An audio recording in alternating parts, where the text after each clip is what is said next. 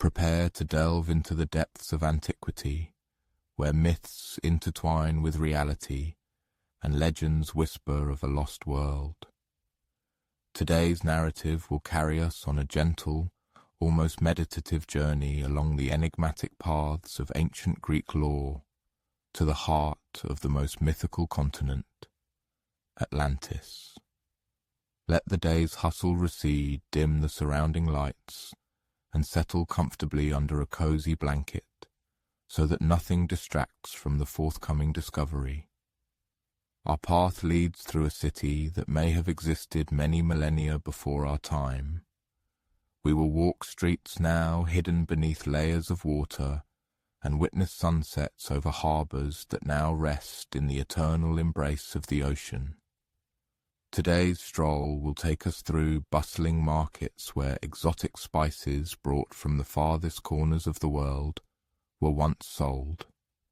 We will hear the gentle splash of fountains flowing in inner courtyards, where sages once held endless conversations about the nature of truth and the meaning of existence. Now,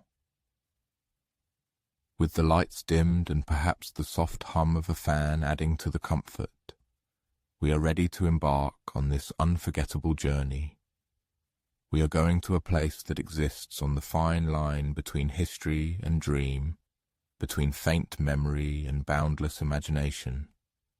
Imagine yourself strolling leisurely down a street that no longer exists, in a city that might have been real. Here the morning light falls differently than in any other place you've ever been. The cobblestones beneath your feet feel smooth and warm, polished by the countless steps of thousands of people over many centuries. Everywhere you are enveloped by the gentle whisper of water, the murmur of fountains, the quiet flow of canals, and the distant but distinct rhythm of waves breaking against the sturdy harbour walls. This is Atlantis before its catastrophic fall, and you sense what an ordinary Tuesday might have been like in this truly extraordinary city the world once knew.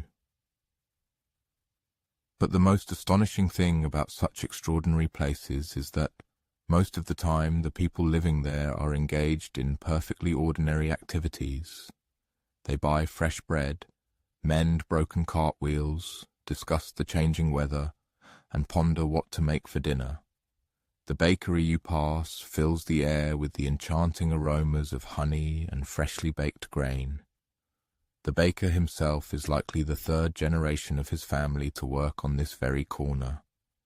His hands are dusted with flour, and his face expresses a concentration on the simple yet vital task of feeding his neighbours. The bread here is different from what you're used to.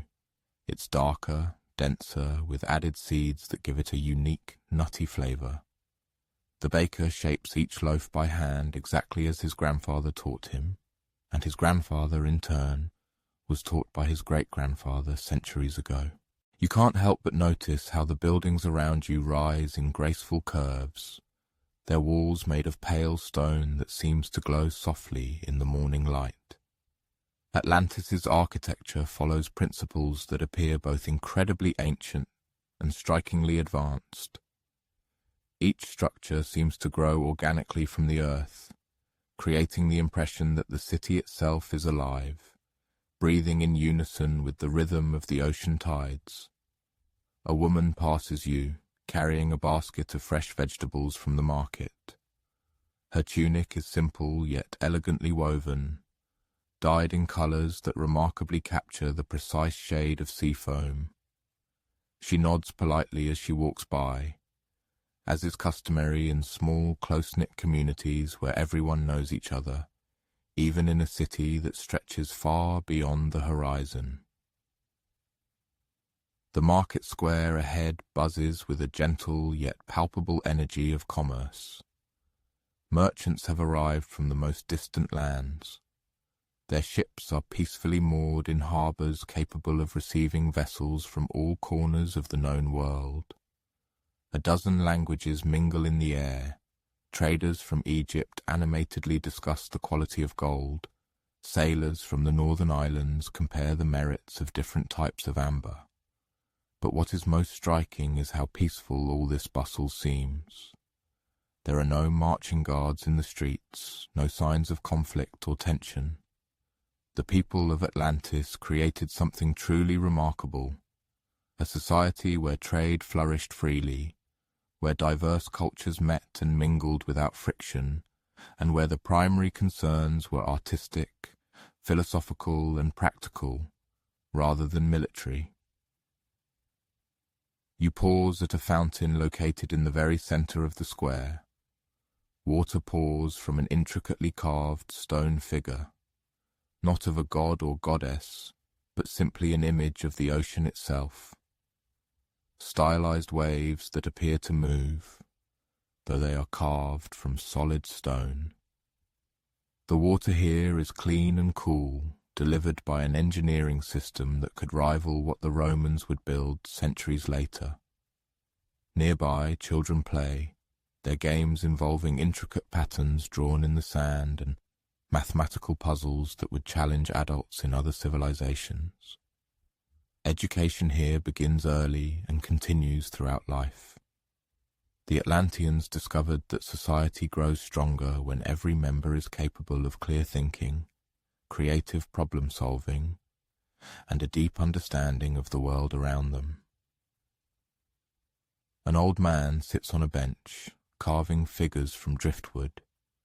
His hands move slowly but surely, and you realize that he is creating more than just toys or decorations. He is making teaching aids, small sculptures that help children learn geometry, astronomy, and natural science. In Atlantis, even leisure serves a purpose, though that purpose is always gentle, always aimed at growth rather than control. The afternoon brings with it entirely different rhythms. Workshops open their doors, releasing the heat from forges and kilns. Artisans work with metals and ceramics, creating both practical items and objects of pure, unadulterated beauty. There is no rush, no sense that everything must be completed immediately. Quality takes time, and Atlantis seemed to have time in abundance. You watch as a potter shapes clay on her wheel. Her movements are hypnotically confident and precise. The vessel emerging under her hands will eventually hold olive oil or wine, but she treats it as if she is creating a true work of art. Because in Atlantis, there is no real distinction between the useful and the beautiful. Everything is designed to serve both purposes simultaneously. As evening approaches, you notice how the city transforms. Lamps begin to glow in the windows, but these are not the smoky, flickering torches you might expect. The Atlanteans developed a unique system for burning oils that produces a clean, steady, and pleasing light. The streets remain safely illuminated without being harsh or intrusive. Families gather for dinner on rooftop terraces, offering breathtaking views of the harbour. The food is simple but wonderfully diverse. Fresh fish, vegetables grown in gardens using sophisticated irrigation systems, fruits carefully cultivated to thrive in this particular climate. Meals are long, communal affairs where conversation is as important as the food itself. You hear music drifting from different neighbourhoods. These are not exactly performances, but rather the natural result of people being taught to appreciate rhythm, melody, and harmony from childhood. A young man tunes a stringed instrument while his sister practices scales on a wind instrument that produces sounds like a gentle sea breeze. The harbour of Atlantis never fully sleeps. Ships arrive with the evening tide, bringing goods, fresh news, and travellers from all over the known world. The mooring process is smooth and efficient, managed by port captains who have transformed the loading and unloading of vessels into something akin to a graceful dance. Night in Atlantis feels different than night anywhere else. The city doesn't shut down, it transforms. The daytime energy of commerce and industry gives way to contemplation, study, and quiet celebration.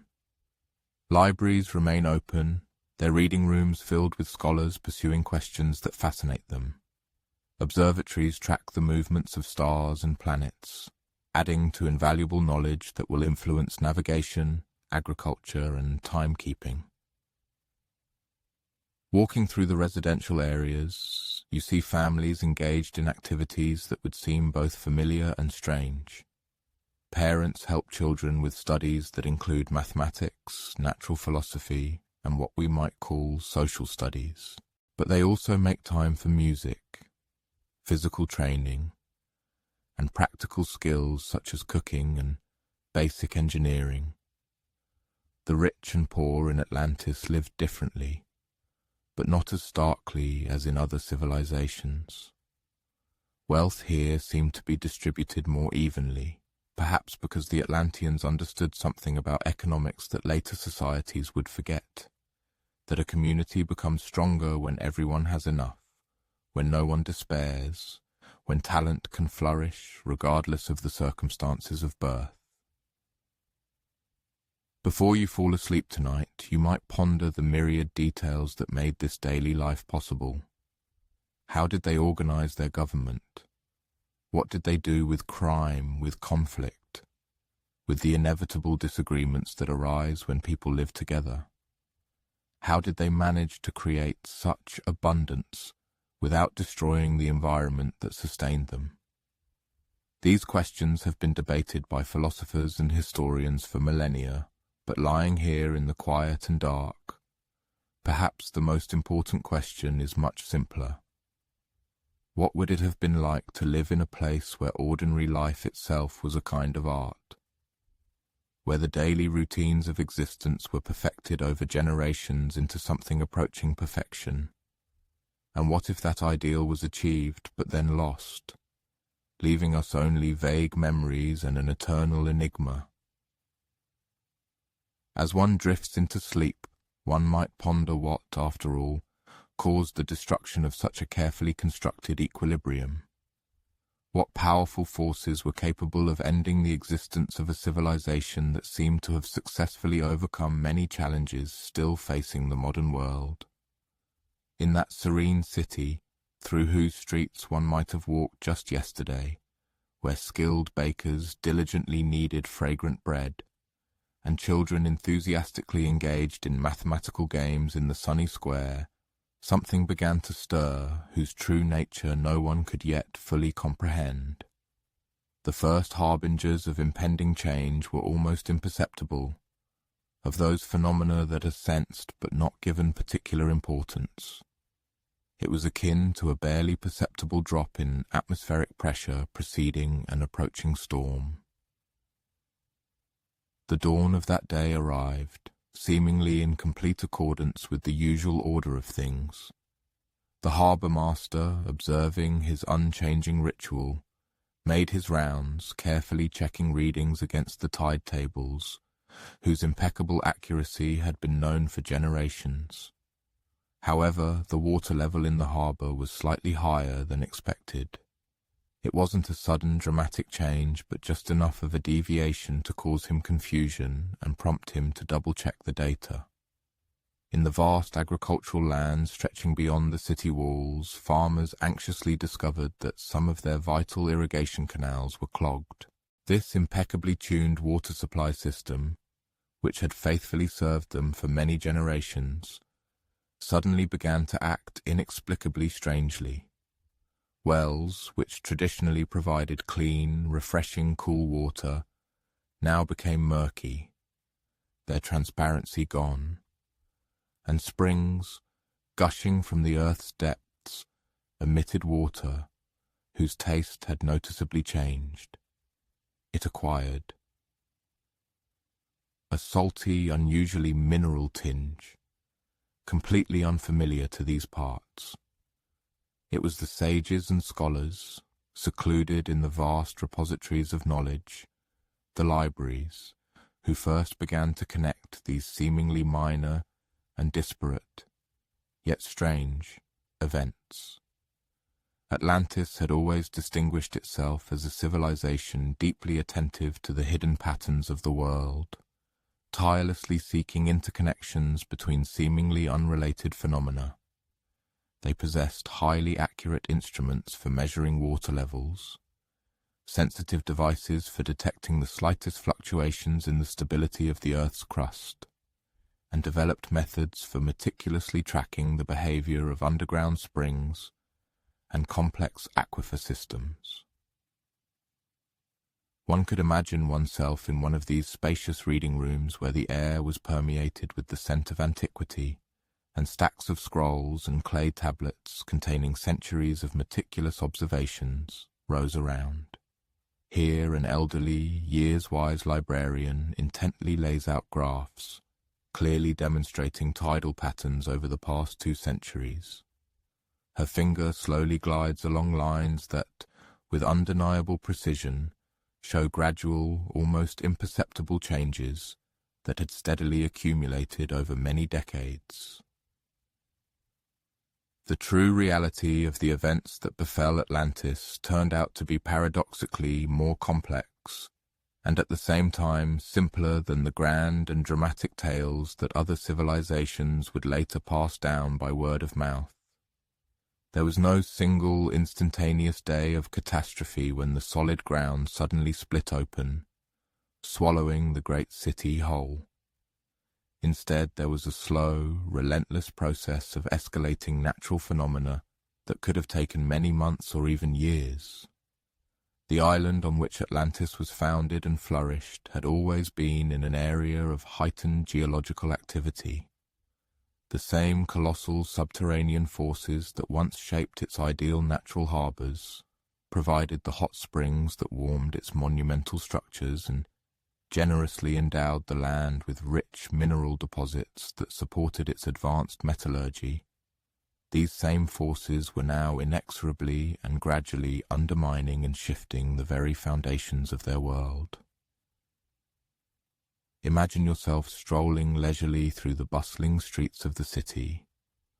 When the inhabitants of Atlantis gradually began to comprehend the true meaning of the changes occurring, the atmosphere among them was not one of panic.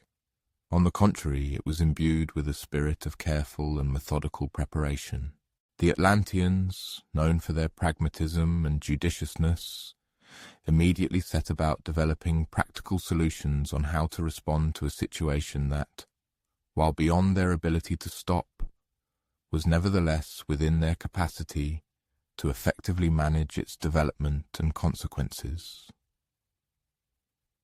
The ships, peacefully rocking in the expanse of the harbour, began to take on a completely different cargo.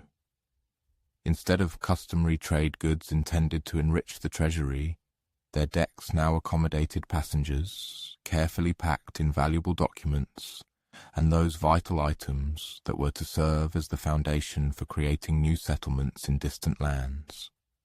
The loading process proceeded with methodical precision, almost with routine ordinariness, creating the impression that the Atlanteans had long foreseen such a turn of events and knew with absolute clarity what steps needed to be taken. In every home, families gathered to make difficult but inevitable decisions about what of their possessions to take with them on the journey and what would have to be irrevocably left behind. One can mentally picture these conversations. They were filled with practicality, permeated with deep emotions, yet utterly devoid of despair. These were people who possessed a wise understanding that civilizations, like living organisms, arise and inevitably pass into oblivion, and that truly valuable and enduring things, accumulated knowledge, deep human relationships, unshakable moral values, possess a unique ability to be carried through time and space, unlike material buildings and majestic monuments.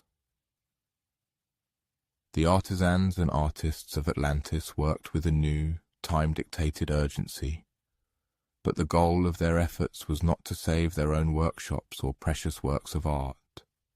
On the contrary, They focused all their attention on transmitting their unique skills to younger generations, so that they could carefully carry these valuable abilities into their future new homes. The potter, whose work one might have observed just yesterday, now devoted every hour not only to demonstrating the mastery of clay moulding to apprentices, but also to teaching them how to identify the best raw material deposits, build reliable kilns, and create a variety of glazes from available natural materials. The water level in the harbour and throughout the city continued to rise inexorably, but did so gradually enough that each subsequent day was perceived almost as normal. The lower floors of buildings first felt dampness, then were completely submerged, but residents simply moved to higher levels and continued their usual daily activities. Bustling markets moved to higher, flood-free areas. The harbour had to be continuously deepened to maintain its functionality for shipping, but ships, despite everything, continued to arrive and depart, maintaining contact with the outside world. Particularly remarkable during this difficult period was how Atlantis's social structure demonstrated astonishing resilience and cohesion, even as its material, physical shell inexorably crumbled. There were no recorded violations of law and order, no speculative hoarding of vital resources, nor any inhumane abandonment of the elderly or infirm. On the contrary, the community itself became only more unified and interdependent, as every inhabitant of Atlantis realized the need to rely on each other in entirely new ways, strengthening the bonds of community. Children, as before, continued to attend educational institutions regularly, but their lessons now included new, vital skills, the basics of marine navigation, the art of boat handling, and the careful identification of plants and animals capable of providing food and medicine in potentially unfamiliar conditions. Atlantis's education system quickly adapted, striving to best prepare the younger generation for a future life that, it was clear, would be radically different from the familiar way of life known to their parents. The religious and philosophical leaders of Atlantis, recognizing their mission, devoted all their time to helping people understand the events unfolding in categories that possess deep emotional and spiritual significance. They held conversations about the eternal cycles of growth and inevitable change, about the fundamental impermanence of all physical and material manifestations of the world, and about how every ending can also be a harbinger of a new beginning, opening the way for rebirth. As the weeks passed, the evacuation process became increasingly organized and systematic. Groups of families carefully formed boarded ships that headed to various destinations. Some went to already flourishing Atlantean colonies, while others dared to venture to unknown shores where they would have to start from scratch. Each such departure was perceived not just as a farewell, but also as a kind of celebration, accompanied by solemn ceremonies that honored both the legacy left behind and the potential for creation awaiting them in new lands. The final phase of Atlantis's demise passed with surprising tranquility.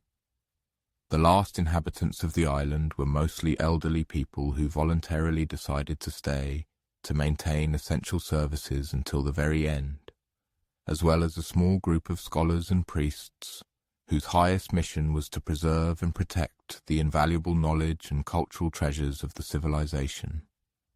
One can mentally picture them, working in the soft light of oil lamps in buildings whose lower floors were already completely engulfed by water, as they meticulously wrap ancient scrolls and clay tablets, carefully selecting the most significant artifacts for loading onto the last departing ships.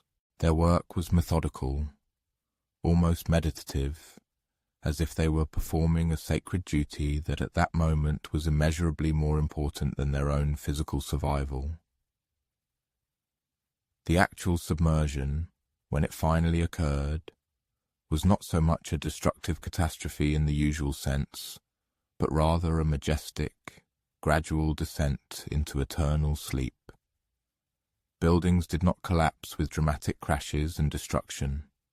They simply slowly sank beneath the inexorably rising waves, which rose steadily, relentlessly, yet entirely without violence.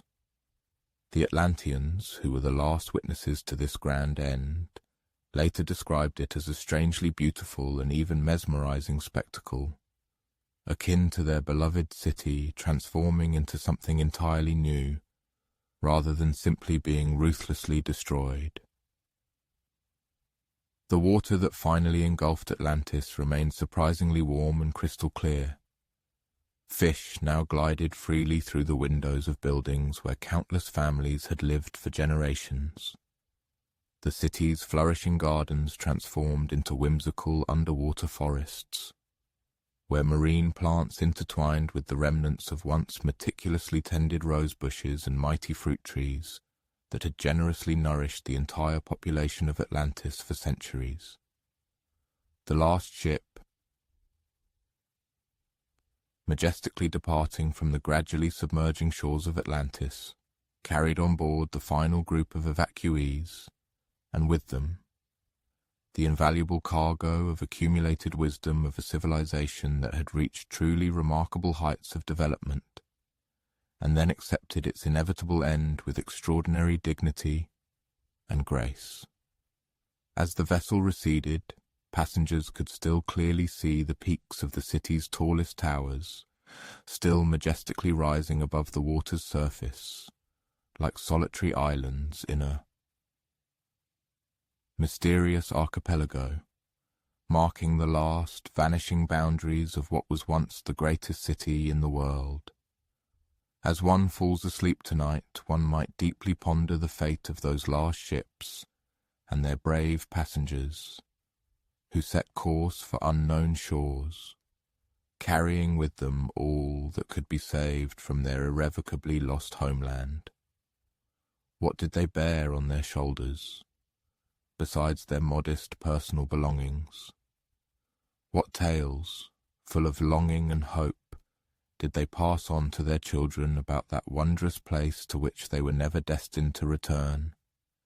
And perhaps, in one's dreams, those majestic underwater ruins will appear, where fish now silently glide through the very same courtyards one imagined walking, where fountains once gushing life-giving fresh water are now forever merged with the bottomless and endless currents of the sea.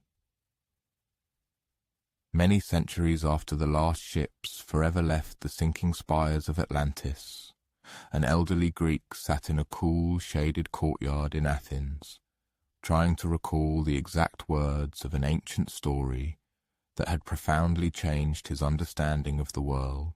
His name was Solon, and he was widely known as one of Greece's greatest sages, a distinguished legislator, and a profound philosopher who had travelled extensively and accumulated invaluable life experience.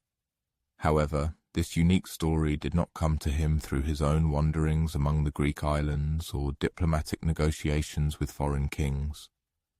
It was recounted to him by Egyptian priests, keepers of truly ancient knowledge, which was already ancient when Greek civilization was still very young, just beginning its difficult journey in the world.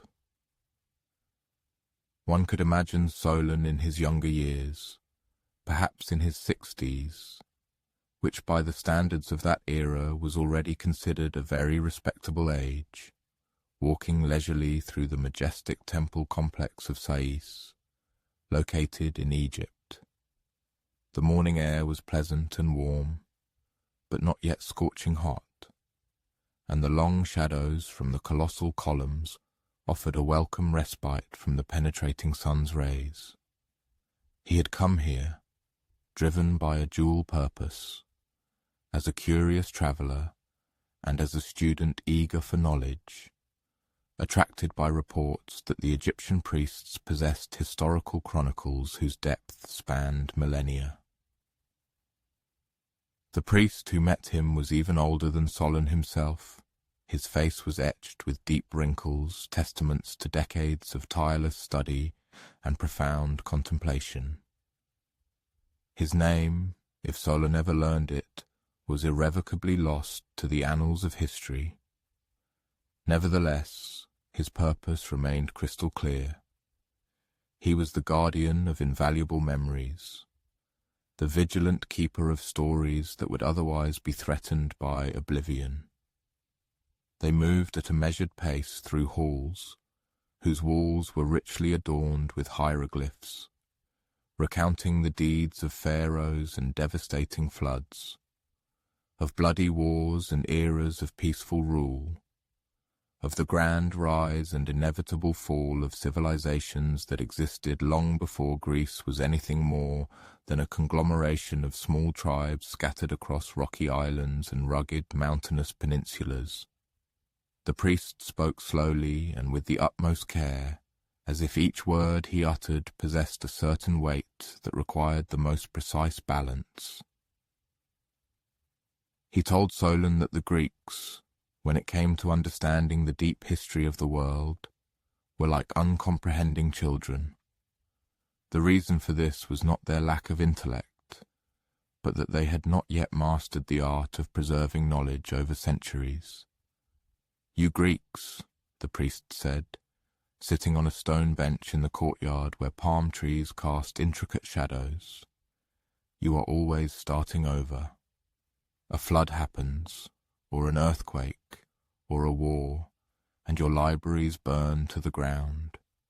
Your wise men die and their knowledge dies with them. You forget your own past and mistakenly believe that the world began only with your own memories."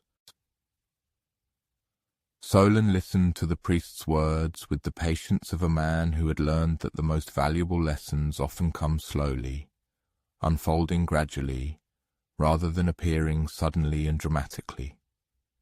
He inquired about the records the Egyptians kept, about how they managed to carefully preserve knowledge over numerous generations, through eras of flourishing and decline of dynasties. The priest pointed to the walls around them, covered with carved symbols that represented not just words but entire concepts, complex ideas encoded in stone, destined to last for millennia. "We carve in stone what others write on papyrus," he explained. "We train several priests to memorize the same stories. We build our libraries underground, where destructive floods cannot reach them, and all-consuming fires cannot destroy them." And then, almost casually, as if sharing a story about last week's weather, the priest began to tell Solon about Atlantis. He described it not as a myth or legend, but as a real historical event, something that happened as naturally as wars or famines occur, or cities are founded. According to the priest, the history of Atlantis was carefully recorded in Egyptian archives, because Egypt was one of the civilizations that maintained close contact with this island kingdom.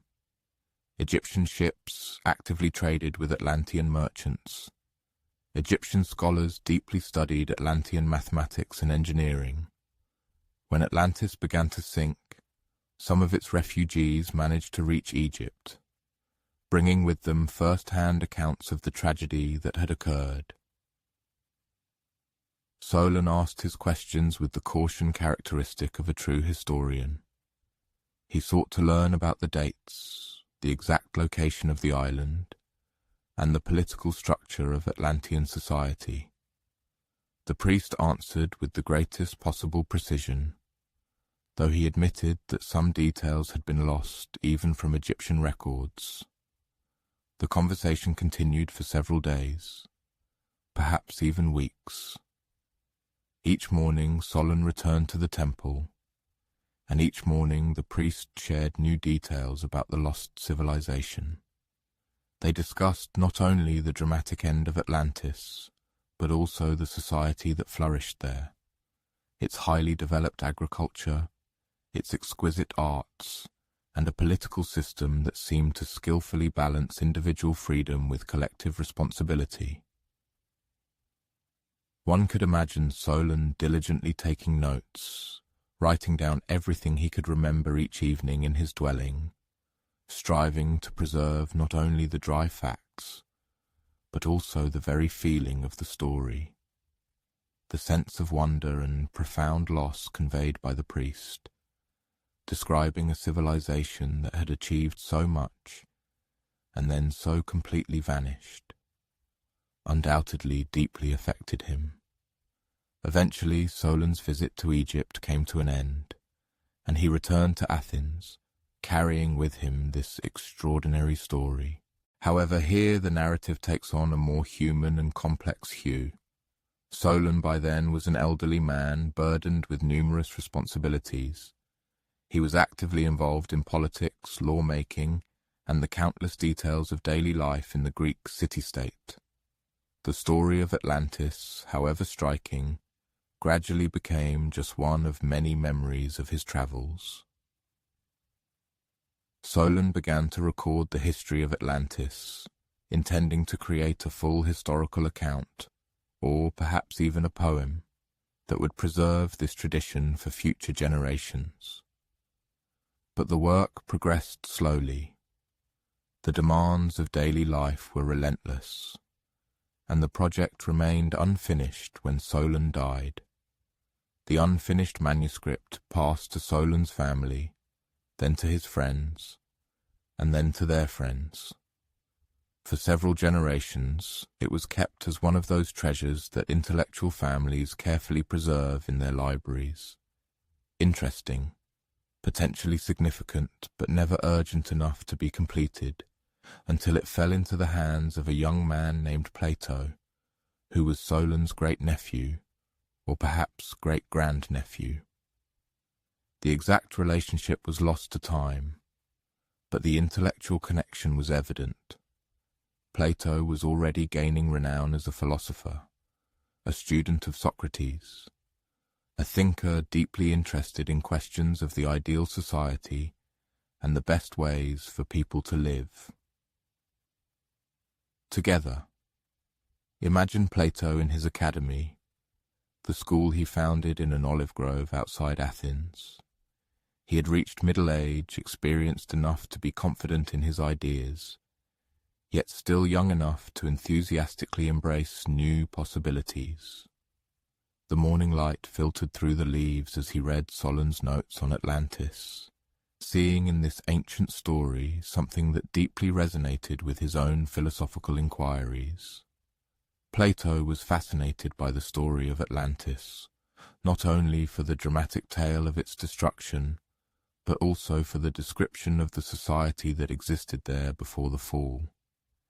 Here was a civilization that seemed to have achieved many things Plato believed were essential for human happiness: prosperity without inequality, government without corruption, education that developed both practical skills and moral wisdom.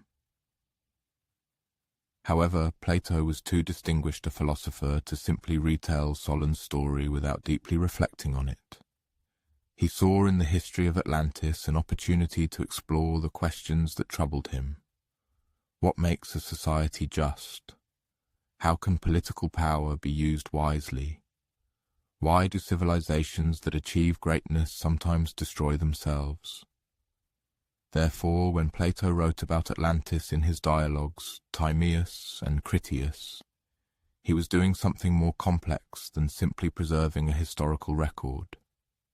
He was using the story as a way to reflect on political philosophy, on the conditions that allow human societies to flourish, and on the forces that lead to their decline. The Atlantis that appears in Plato's works is both a historical civilization, which Solon learned about in Egypt, and a philosophical thought experiment about the possibilities and limitations of human society. Plato presents it as a story told by Critias, who claimed to have heard it from his grandfather, who in turn heard it from Solon himself. In the quiet of the academy, surrounded by students who had come to Athens from all over the Greek world to study philosophy, Plato worked on his account of Atlantis. The writing process was slow and painstaking. Every sentence was carefully considered to serve both historical accuracy and philosophical purpose. But here's what's remarkable. Plato also never finished his account. Critias, which was supposed to contain the complete history of Atlantis, breaks off in the middle, leaving the story unfinished for a second time on its journey from an Egyptian temple to a Greek philosophical school. As one drifts into sleep, one might ponder those unfinished manuscripts, those incomplete stories that somehow preserved enough detail to fascinate readers for the next 2,000 years. What is it about an unfinished story that makes it more compelling than a completed one?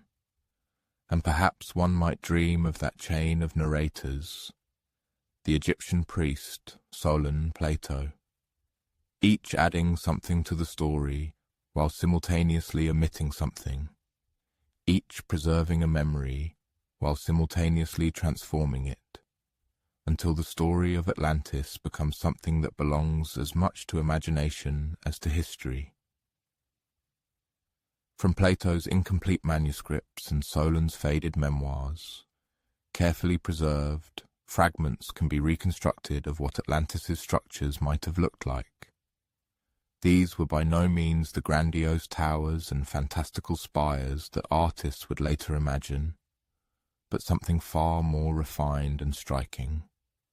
An architecture that harmoniously interacted with natural elements, rather than opposing them. Buildings that organically grew from the surrounding landscape like ancient trees or majestic mountain ranges. One could imagine standing at the edge of what was once the most magnificent harbour of antiquity, gazing up at the city rising in gentle tiers from the waterline to the central plateau where the key sanctuaries stood.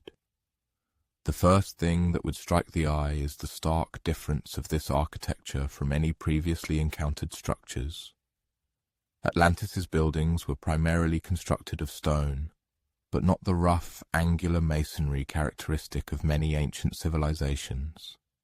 Instead, Atlantean builders mastered methods of cutting and shaping stone with such filigree precision that their blocks fit together without the use of mortar, creating walls that were both extraordinarily strong and strikingly graceful.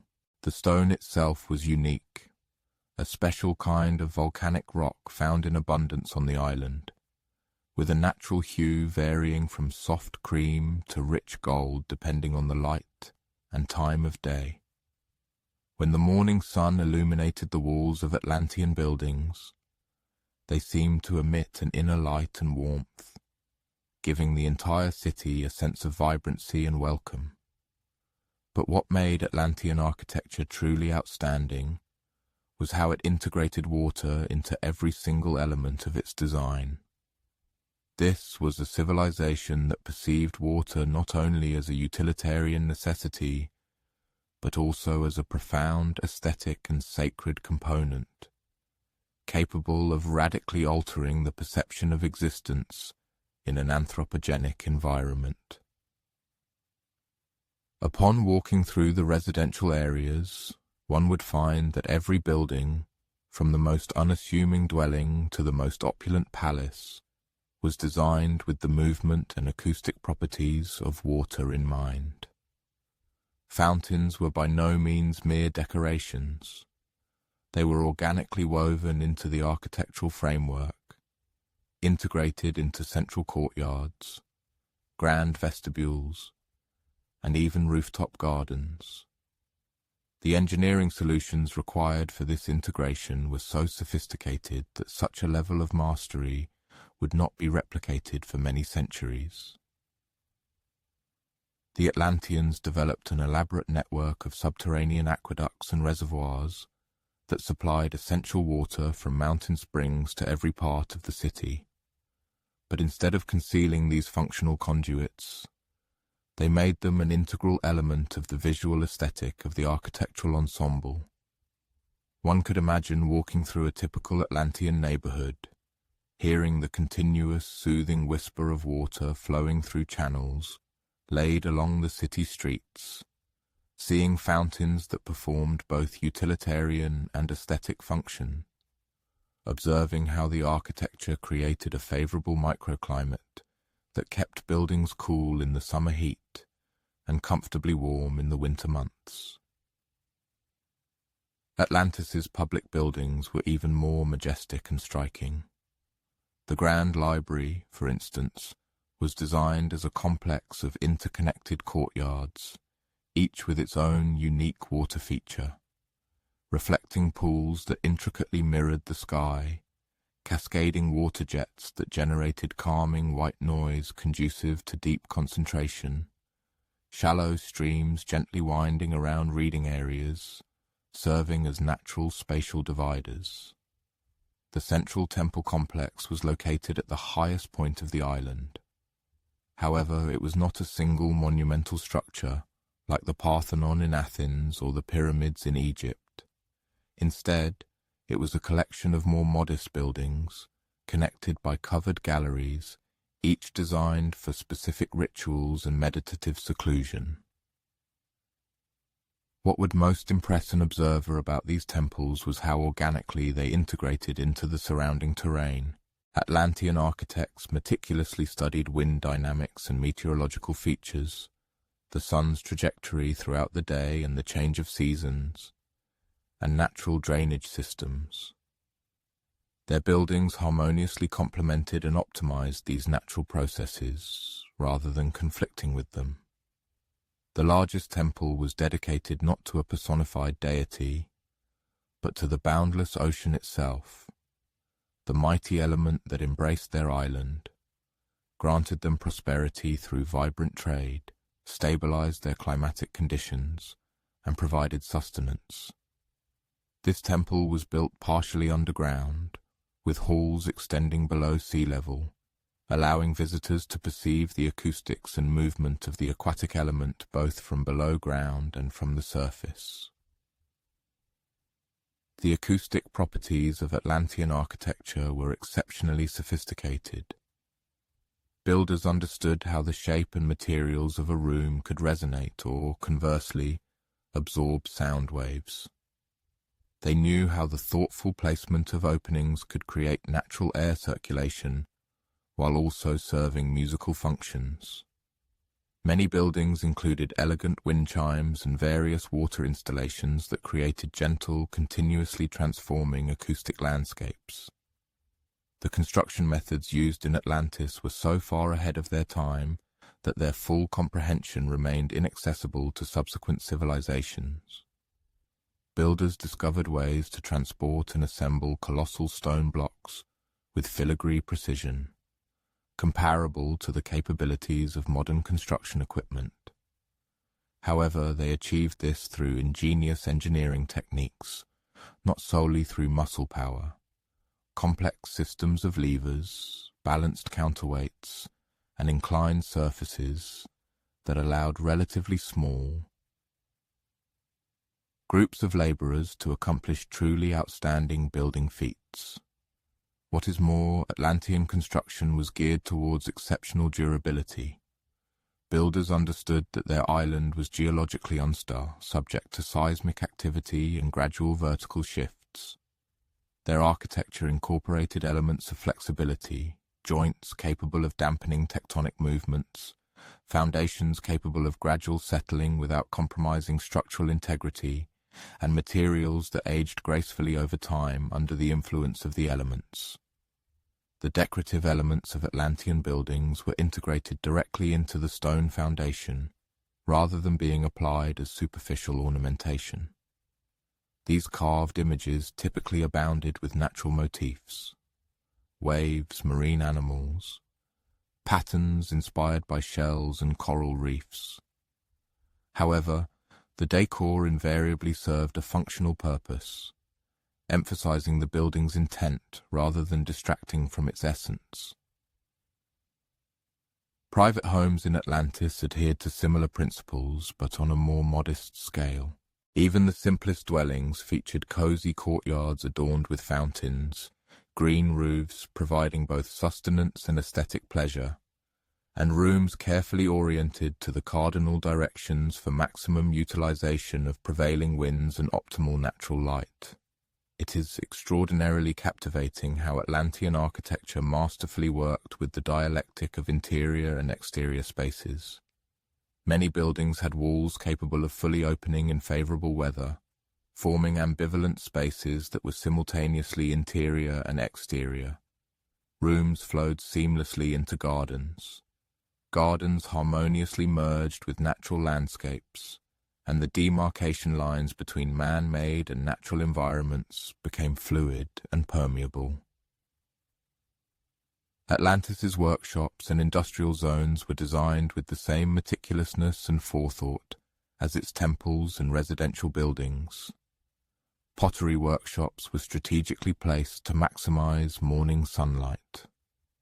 Metallurgical workshops were equipped with sophisticated ventilation systems that diverted combustion products and excess heat away from workers, while ensuring ideal temperature conditions for the production process. Even the port facilities attested to the Atlanteans' genius in harmoniously synthesizing utilitarian function and aesthetic appeal. The docks were constructed from the same radiant golden stone as the rest of the city, with integrated mechanisms for loading and unloading goods, making the process both highly efficient and elegant. Storage facilities featured tall windows, providing abundant natural light, while simultaneously protecting stored goods from scorching sun and torrential rains. As the years passed, and the island began its slow, gradual submersion beneath the sea, Atlantis's architecture revealed yet another facet of its extraordinary nature. Buildings did not simply decay as the waters rose. They demonstrated astonishing adaptability. Lower levels were abandoned and hermetically sealed, while higher levels continued to exist. Roofs transformed into new ground surfaces. The city literally mastered the art of coexisting with constantly changing conditions, maintaining its key functions even as its physical shell underwent radical transformations. Tonight, as you drift into sleep, you might imagine these buildings in their submerged state, not disfigured or broken, but somehow miraculously still retaining their majestic beauty, guarding their fundamental proportions and internal connections. Schools of fish glide through once bustling courtyards where fountains once flowed. Seaweed grows in window boxes that once held herbs and fragrant flowers. And perhaps one might wonder what secrets of architecture and design went underwater forever with these structures. What knowledge of harmonious coexistence with natural elements was irrevocably lost when the last architect of Atlantis set sail for an unknown future, preserving in his memory the foundational principles of an architectural tradition that, perhaps, will never be fully recreated. Those last ships that departed from the submerging spires of Atlantis carried more than just refugees. They transported the seeds of new civilizations, fragments of knowledge from a highly advanced civilization, and an unyielding belief that somewhere beyond the boundless waters they could find land to rebuild their existence. But what ultimately happened to these survivors, and where did their long journeys eventually lead them? One can imagine oneself on one of these rescue ships, packed with families who had brought only the bare necessities, heading towards an unknown horizon that promised no specific destination.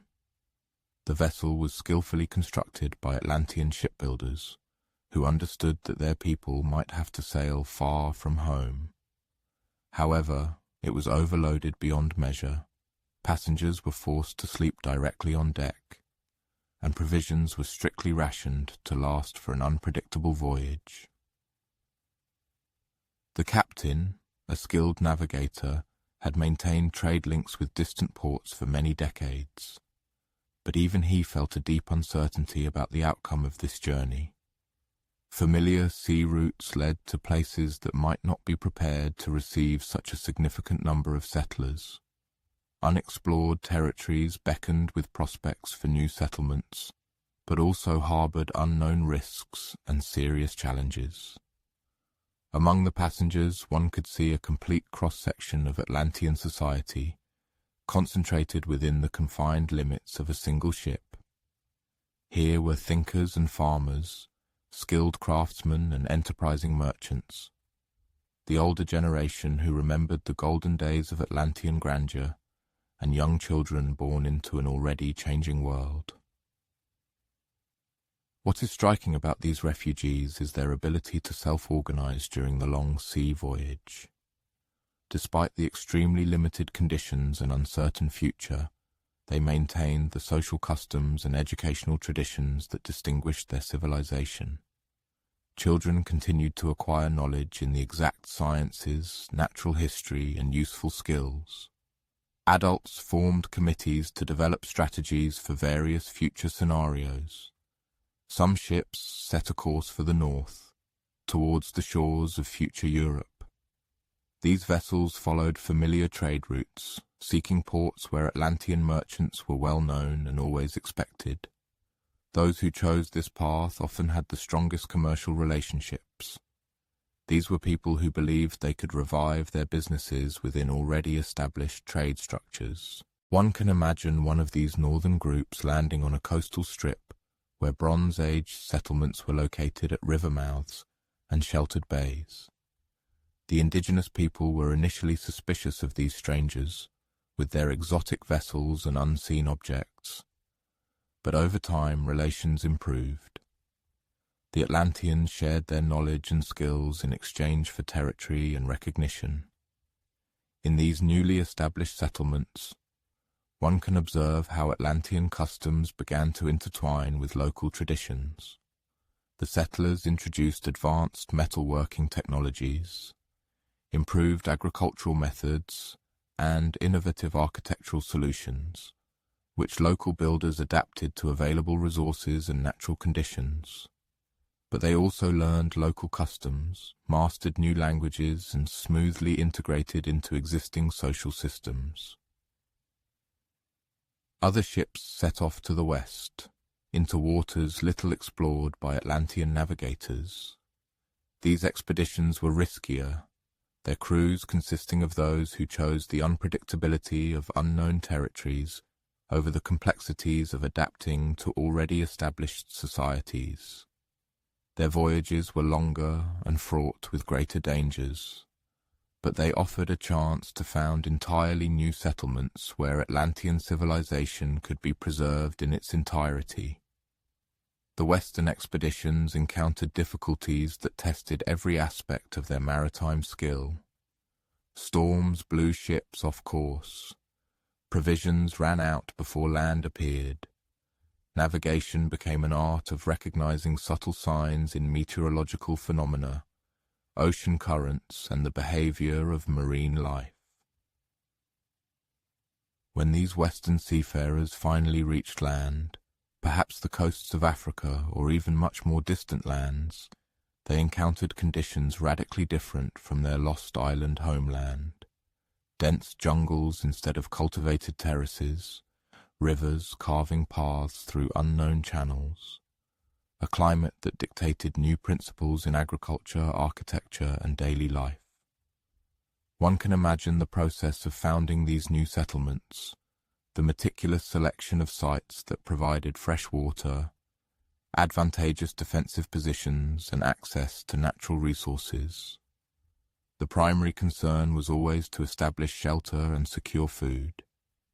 But even in these extremely difficult circumstances, the Atlantean refugees strove to incorporate elements of their distinctive architecture and urban planning principles. The initial stages of these settlements were characterized by continuous adaptation and problem-solving. Plants that thrived in Atlantis could not take root in different soils and climatic zones. Construction techniques required changes to utilize available materials. Social structures transformed to meet new challenges, while preserving fundamental cultural principles. Some communities of settlers succeeded in their new realities, gradually transforming from temporary encampments into permanent settlements, and then into cities capable of rivaling their lost homeland in terms of prosperity and development. These successful settlements became centers of enlightenment and cultural development, carefully preserving Atlantean heritage, as well as creating new inventions inspired by their new surroundings. Other settlements faced serious challenges in their new situations. Unfavorable climates, aggressive neighbors, or the deep psychological trauma of losing their homeland prevented some groups of settlers from establishing a sustainable life. These settlements might have existed for only 1 or 2 generations before being abandoned or assimilated by more numerous local peoples. What happened to Atlantean cultural heritage in these scattered settlements represents one of the most fascinating aspects of the survivors' story. In some places, refugees deliberately sought to preserve their customs in their pristine form, forming communities that served as almost living repositories of their vanished civilization. Children learned Atlantean songs and legends. Artisans continued to create in their original styles, and scholars worked to preserve the written records of their culture. In other communities, the process of merging with the local population happened more rapidly. Atlantean refugees intermarried with local families, adopted local customs, and gradually watched as their unique culture dissolved into broader regional traditions.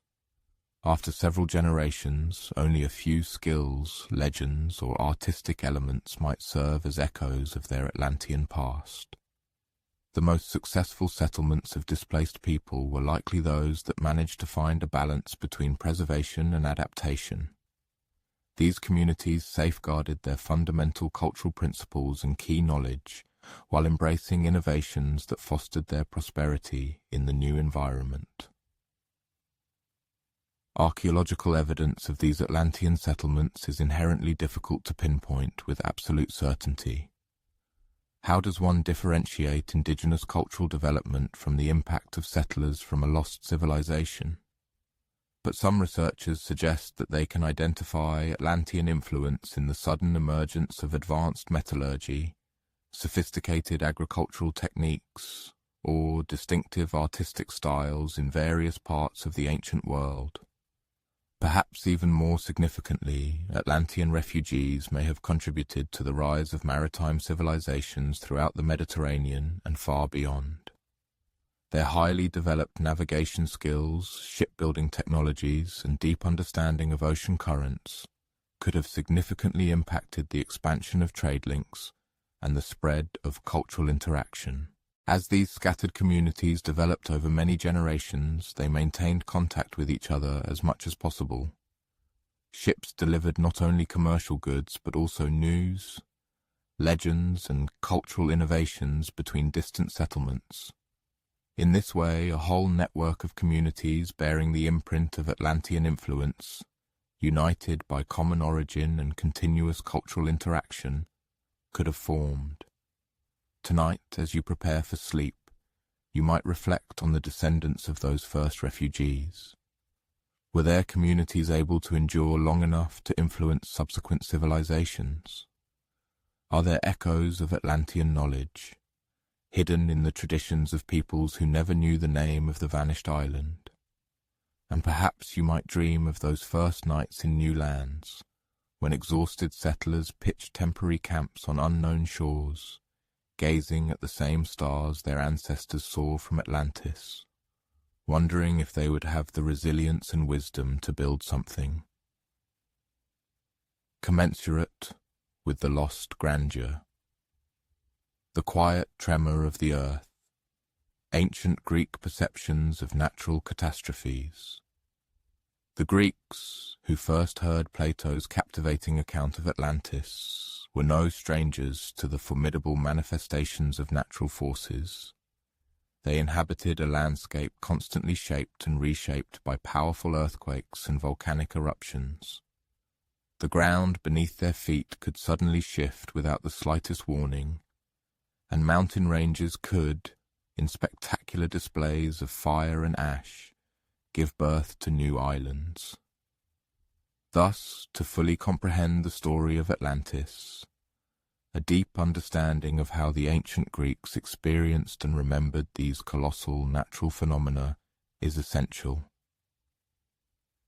Imagine yourself in ancient Greece during one of the frequent earthquakes that shook the region. Let's say you are in a small coastal town, perhaps on one of the picturesque islands scattered across the vast Aegean Sea. The morning begins quite ordinarily. Fishermen skillfully prepare their nets for sea. Merchants busily set up stalls in the bustling market square. Children play carefree in the dusty streets winding between densely built houses. And suddenly, the earth begins to move. At first, it's just a barely perceptible shift, one that makes you wonder if you imagined it. A cup quietly clinks on a table. A bird flutters from its perch. Then the movement becomes unmistakable, impossible to ignore. It's a swaying, rocking sensation that makes it hard to keep your balance, as if the solid ground has suddenly turned into a liquid substance beneath your feet. The earthquake itself lasts only a few moments, but those moments stretch like anxious hours. Buildings sway and creak, emitting frightening sounds. People stumble, running out of their homes, looking around in confusion and undisguised fear. Animals display strange behavior. Dogs bark desperately, horses shy away. Even insects seem to sense something amiss in the surrounding world. When the ground finally stops moving, the real, painstaking work begins. Homes must be carefully inspected for damage. Cracks in walls must be promptly repaired before the next winter rains. Wells might have been damaged, potentially altering the taste or availability of vital water. The harbour might have shifted, requiring dredging or the construction of new docks to restore functionality. For the Greeks, earthquakes were not random, meaningless events. They were perceived as powerful manifestations of divine power.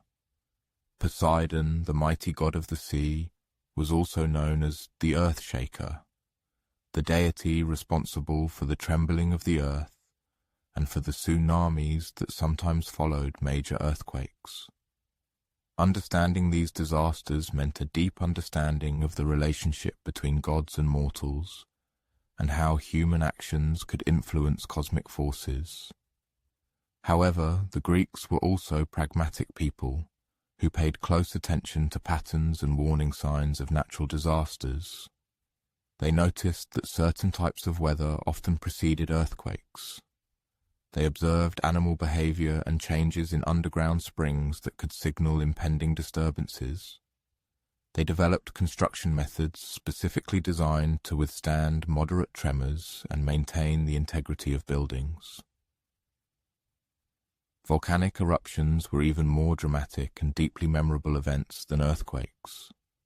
The Greeks lived in a region where volcanic activity was relatively common, and they witnessed the spectacular and terrifying process by which subterranean fires could reshape the landscape literally overnight, altering it beyond recognition. Imagine yourself on the island of Thera during one of its volcanic episodes, though not during the massive eruption that ultimately destroyed the Minoan settlement there. You watch from a safe distance as the mountain in the center of the island begins to spew steam and ash, creating a giant plume of smoke and debris that rises high into the sky and is clearly visible from neighboring islands, inspiring awe and fear. The eruption begins slowly, with small earthquakes and emissions of gases smelling of sulfur and heated rock. Local residents, having rich experience with volcanic activity, begin to prepare, securing loose objects, covering wells and food supplies to protect them from the omnipresent ash, deciding whether to stay and weather the eruption or evacuate to safer places. As the eruption intensifies, one can observe rivers of molten rock flowing down the mountain slopes, slowly but inexorably moving towards the sea. When the lava reaches the water, it creates huge clouds of steam and new land as the molten rock cools and solidifies. The sound is indescribable. It's a combination of hissing, rumbling, and cracking that can be heard for many miles, permeating the air.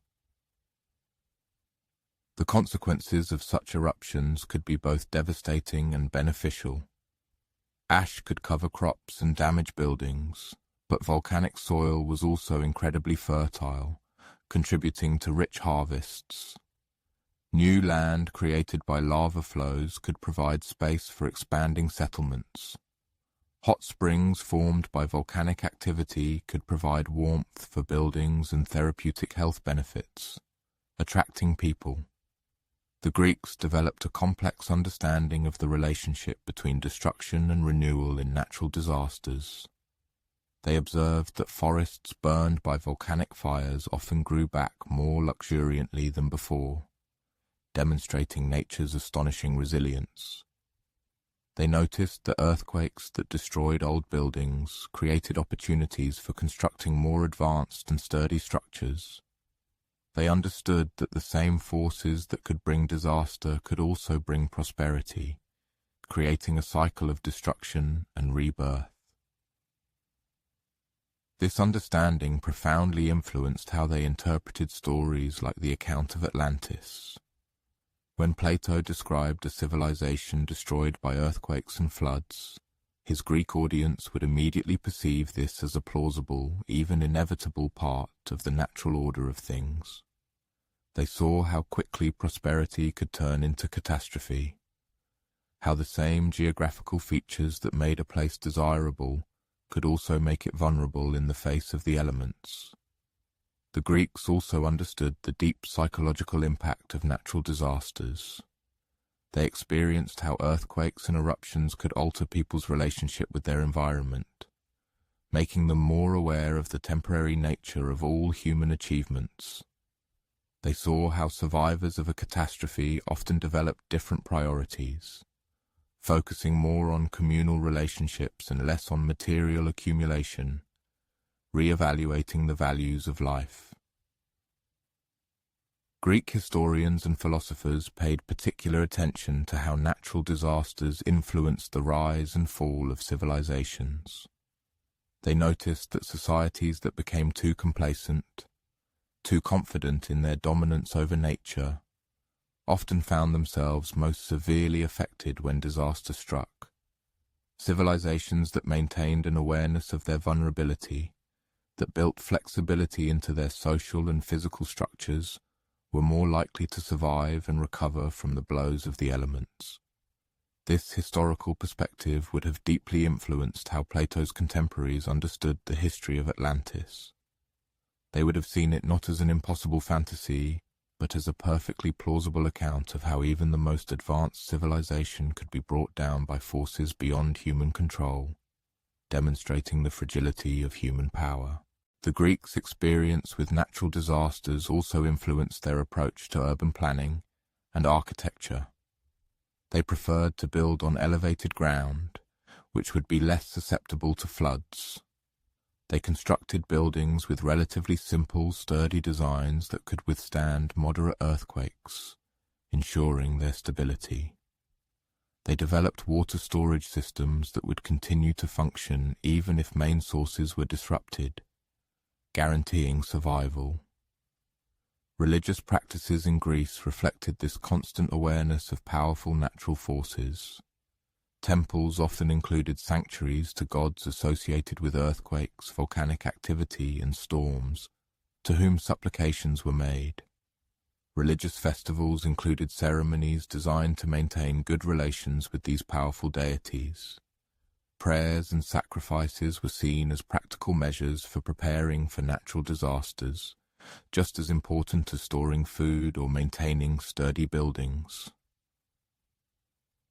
The cultural memory of major disasters was preserved through stories, songs, and religious rituals that maintained awareness across generations, transmitting ancestral wisdom.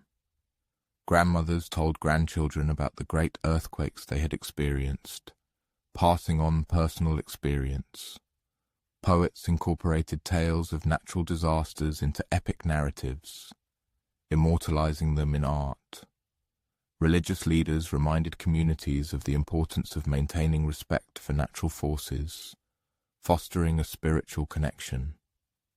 This cultural framework for understanding disasters helps explain why the story of Atlantis resonated so powerfully with a Greek audience. It was not merely an entertaining tale of a lost civilization. It was a profound reflection on themes that were central to the Greek experience and Greek wisdom about how to live in a world where the ground beneath one's feet could shift without warning, requiring constant vigilance. Tonight, as you drift into sleep, you might ponder how this ancient experience of natural disasters relates to the modern one. Do we, like the Greeks, understand that our technological achievements do not free us from powerful natural forces? Do our cities and societies build in the flexibility that can help communities survive and recover from unexpected challenges? And perhaps you might dream of those Greek storytellers, sitting around fires on earthquake-shaken islands, weaving tales that help their communities understand both the power of nature and the resilience of human culture. They passed on wisdom about how to live with dignity in a world that can change without warning, inspiring reflection on the eternal. Around the same time that the grandeur of Minoan Civilization was gradually fading on the sun-drenched Aegean islands, events of a far more dramatic scale were unfolding across the vast Mediterranean world. A mysterious wave of destruction swept through the great Bronze Age civilizations, toppling empires that seemed unshakable, and ushering in an era that historians would later call the Bronze Age collapse. At the epicenter of this grand upheaval were enigmatic groups known only as the Sea Peoples, either ruthless raiders or desperate refugees, whose origin remains one of archaeology's greatest unsolved mysteries. Imagine yourself as an Egyptian scribe at the court of the mighty pharaoh Ramesses III, around 1180 BCE. Your task is to meticulously record the pharaoh's accounts of massive naval battles that unfolded in the Nile Delta against foreign invaders who arrived on vast fleets. The reed pen scratches across the papyrus as you document descriptions of these foreigners, people who came from the sea on hitherto unseen ships, bearing weapons and clad in armor that eloquently testified to both their desperate situation and their high degree of technological development. Egyptian annals characterize these sea peoples not as a single monolithic nation, but rather as a broad coalition of various tribes and peoples. Each group possessed its unique customs and equipment, but all were united in their movement across the Mediterranean. Some of their names have miraculously been preserved in Egyptian hieroglyphs. The Peliset, whom some may identify with the Philistines mentioned in biblical texts.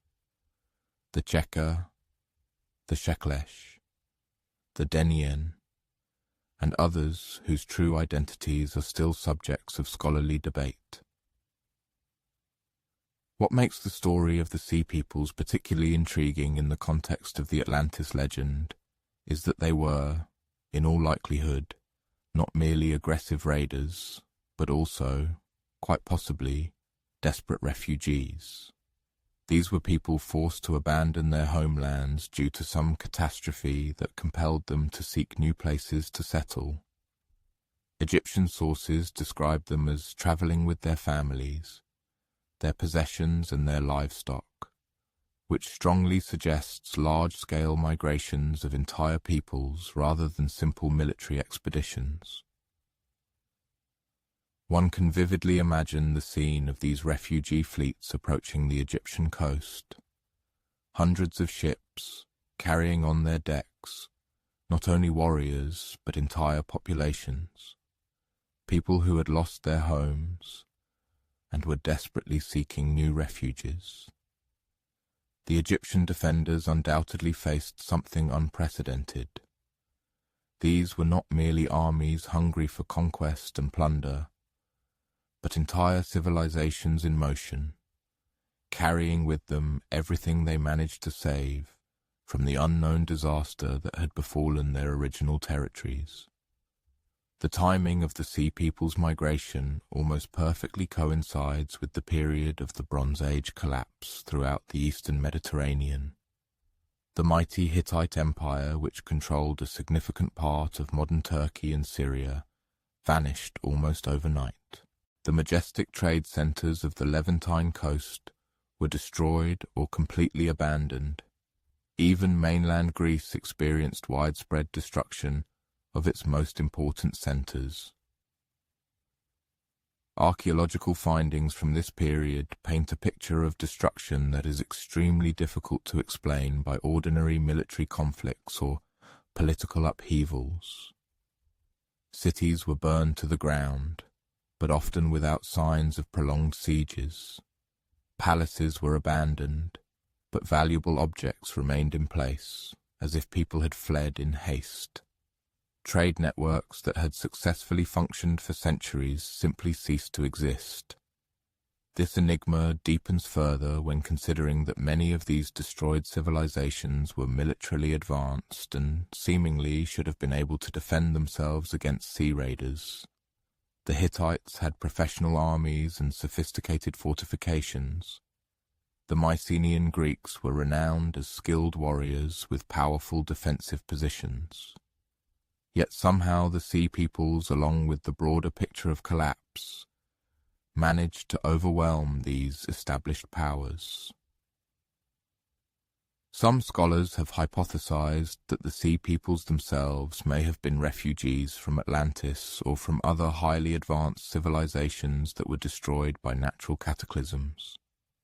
This theory could explain their apparent technological sophistication, their desperate need for new homes, and their ability to challenge established powers despite being homeless refugees. Imagine yourself on one of these refugee ships, part of a fleet that represents all that remains of a once great civilization. Your original homeland might have been destroyed by powerful earthquakes, catastrophic volcanic eruptions, or an inexorable rise in sea level. Everything you knew, cities, flourishing trade routes, political structures that had provided stability for many generations, was swept away. The ship on which you undertake this forced journey was built by skilled craftsmen who understood advanced principles of naval architecture. However, it is overcrowded with people and possessions, loaded far beyond its usual capacity. For there was no other choice but to take everyone and everything that could be saved. The journey has already lasted longer than anyone could have expected, and supplies are running low. Your fellow refugees come from all walks of life, noble aristocrats and simple farmers, skilled artisans and shrewd merchants, devout priests and valiant soldiers. The catastrophe that destroyed your homeland made no distinctions, and now you are all equal in your homelessness. The social structures that once defined your lives collapsed along with your cities, and new forms of organization emerge in their place, based on the practical needs of survival and migration. The fleet carries not only people but also knowledge, the accumulated wisdom of a civilization that may have developed over many centuries, navigators with deep knowledge of sea routes and weather patterns, metallurgists who understand advanced methods of working with bronze and iron, architects who can design buildings capable of withstanding earthquakes and storms. But this knowledge is fragile. Its existence depends on the survival of the people who carry it. In the refugee fleet, there are no libraries or schools, no stable institutions capable of preserving and transmitting cultural information. Everything depends on memory, on the ability of individuals to remember and pass on what they know to the next generation. The challenges facing these refugee groups were colossal. They had to find places where they could settle permanently, but most desirable territories were already occupied by established peoples who might not welcome a large number of foreigners.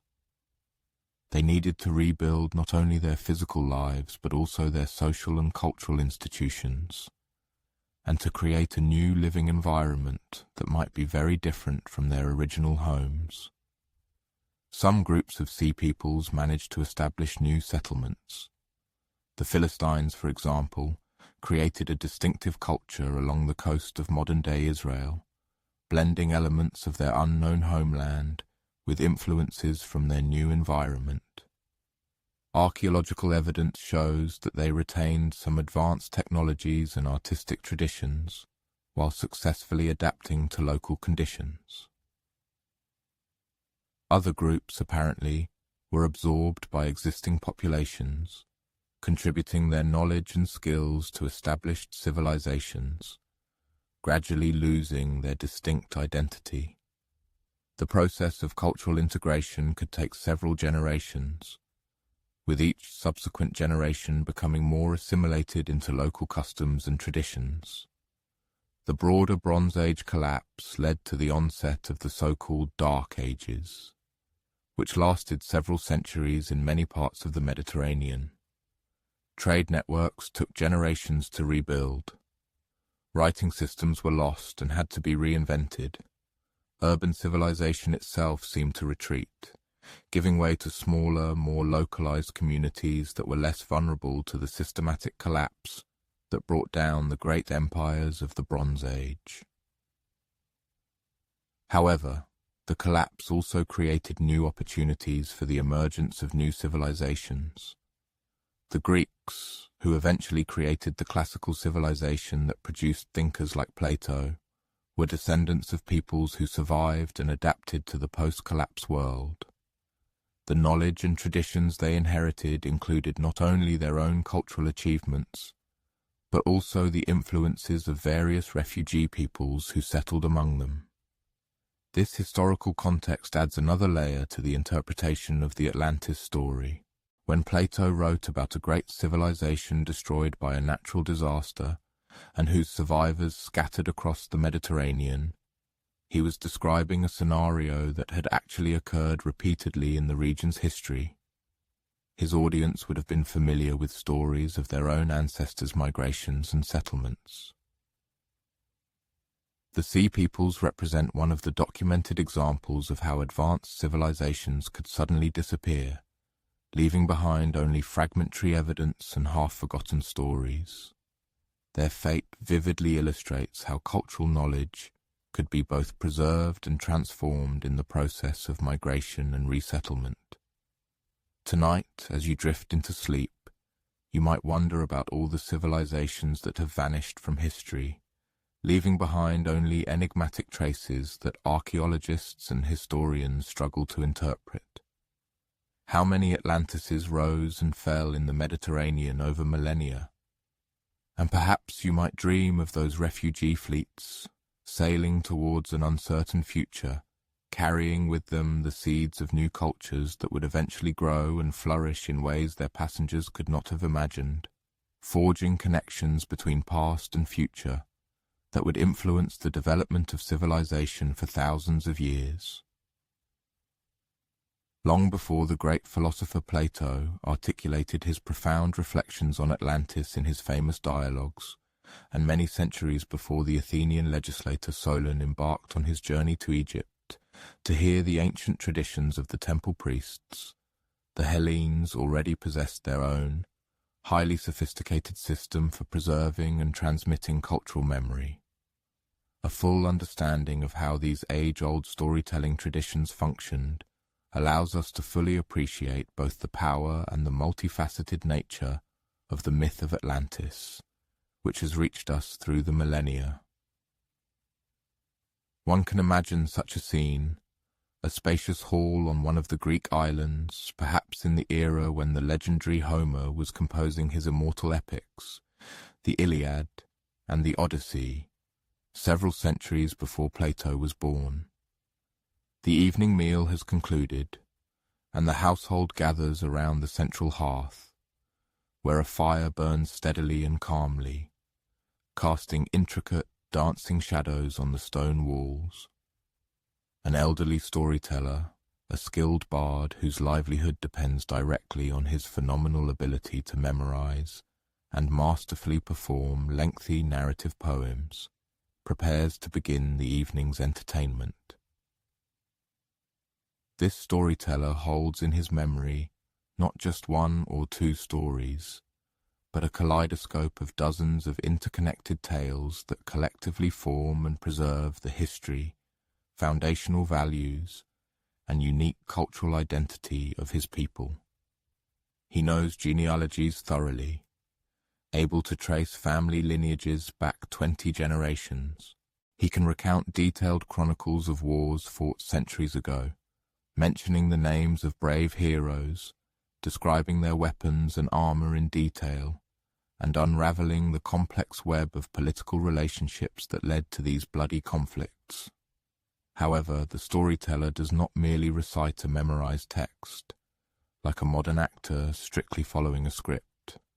On the contrary, he recreates and retells these stories anew each time, skillfully using traditional poetic formulas, common descriptions, and standard narrative patterns. This allows him to create performances that feel both profoundly ancient and remarkably immediate, familiar, yet invariably fresh. The audience actively engages in this creative process, responding to the storyteller's performance in a way that directly influences how the plot unfolds. If the listeners show particular interest in a minor character, the bard can deepen their story, adding new facets. If a part of the narrative seems protracted, he is free to shorten it or swiftly move to more captivating episodes. Thus, stories evolve through this dynamic interaction between the storyteller and his listeners, adapting to changing tastes and interests, but invariably retaining their profound content. This tradition of oral storytelling developed extremely complex and effective methods for preserving historical information over many generations. Bards skillfully used rhythmic verse meters, which significantly facilitated the memorization of extensive stories. They actively employed recurring formulas, that is, standard ways of describing everyday actions, characteristic traits of characters, or recognizable objects, which served as an excellent mnemonic device, and simultaneously formed a special, recognizable style that the audience eagerly anticipated.